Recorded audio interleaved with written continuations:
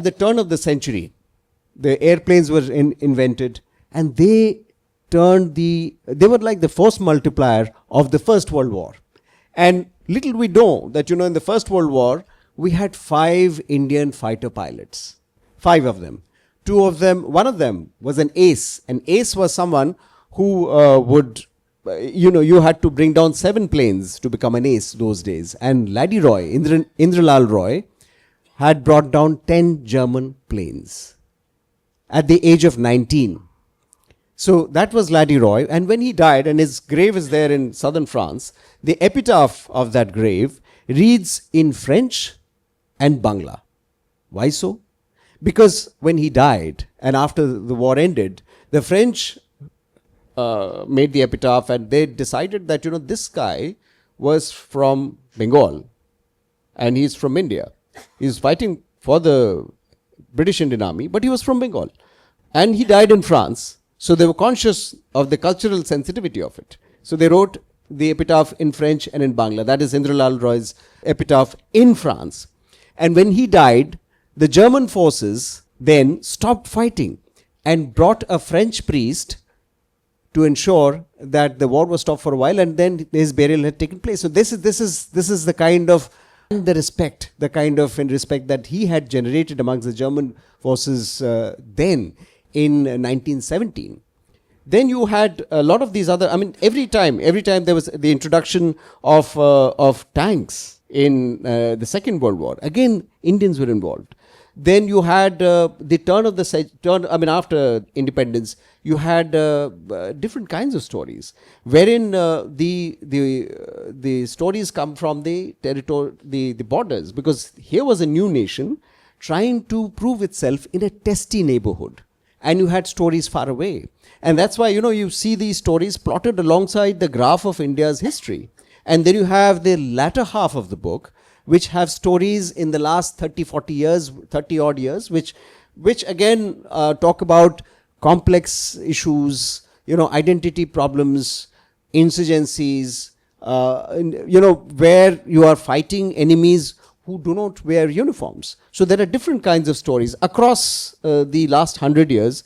The idea was to, sort of explore how these stories stack up against the history of the nation at that particular point in time. And we have had the 10 stories that actually represent that era that we're talking about. It starts with Arthur Conan Doyle bowling spin and to this character, Hardit Malik, who was playing county cricket then. But and when he'd gone out to bat, at that point of time, he was picked up by Sussex, and Sussex is a county in England. In 1914, he was playing for Sussex, and that year, Ranjit Singh Ji, who was a legend, batting legend, hadn't been able to travel from Jamnagar because he was engaged in some trial in a court case, and so he couldn't travel. And they saw Hardit Malik go out to bat in a blue turban, and they thought it was an Indian prince who had come to bat. But it was not the case, because Hardit Malik was not as good as Ranjit Singh Ji. His future didn't lie in the grounds of England, but in the skies of Europe. He went on to become India's first fighter pilot. And Hardit Malik had a duel with a German pilot, and they shot at each other. These were the first planes, about 15 years after the Wright brothers had invented the flying machine. It's that old. So, they fired at each other, and Hardit Malik got shot on his thigh, and his aircraft was shredded with bullets. They used to be known as the 20-minute club, because that was the lifespan of a fighter pilot. Longer than it takes from here to Colaba, today. So, or shorter, or equal time, We had a panel on governance. I think this you should tell them. Yes, is here.